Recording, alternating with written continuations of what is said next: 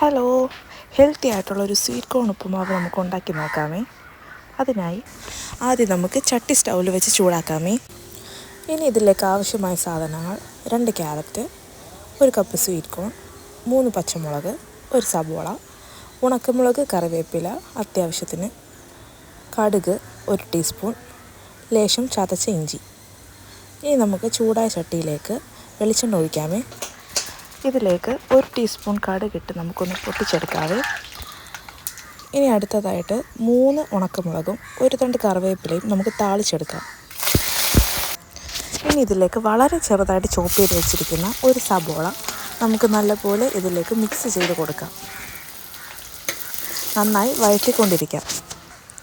ഇതിലേക്ക് ചതച്ച് വെച്ചിരിക്കുന്ന 1 തണ്ട് ഇഞ്ചി ചേർത്ത് കൊടുക്കാം. നല്ലപോലെ ഇതിനെ മിക്സ് ചെയ്ത് കൊടുക്കാം. 3 പച്ചമുളക് ഇതിലേക്ക് ചേർത്ത് കൊടുക്കാം. 2 ചെറിയ ക്യാരറ്റാണ് എടുത്തിരിക്കുന്നത്, അത് നമുക്കിതിലേക്ക് ആഡ് ചെയ്ത് കൊടുക്കാം. എന്നിട്ട് നല്ലപോലെ മിക്സ് ചെയ്ത് കൊടുത്തുകൊണ്ടേയിരിക്കാം. അതിൻ്റെ കൂടെ തന്നെ എടുത്തു വെച്ചിരിക്കുന്ന 1 കപ്പ് സ്വീറ്റ് കോൺ ഇതിലേക്ക് ചേർത്ത് കൊടുക്കാം. നല്ലപോലെ സ്വീറ്റ് കോൺ മിക്സ് ചെയ്ത് കൊടുക്കുമ്പോൾ ഒരു നല്ല മണമൊക്കെ വരുന്നുണ്ട്. 1 ഗ്ലാസ് വെള്ളം നമുക്കിതിലേക്ക് ചേർത്ത് കൊടുക്കാമേ. 1 ടീസ്പൂൺ ഉപ്പ് കൂടി നമുക്കിതിലേക്ക് ചേർത്ത് കൊടുക്കാമേ. നല്ല രീതിയിൽ തിളച്ച് വരുന്നത് വരെ കാത്തിരിക്കാം. നന്നായി തിളച്ച് വന്നിട്ടുണ്ട്. ഇനി ഇതിലേക്ക് വറുത്ത് വെച്ചിരിക്കുന്ന 1 ഗ്ലാസ് റവ നമുക്ക് ചേർത്ത് കൊടുക്കാം.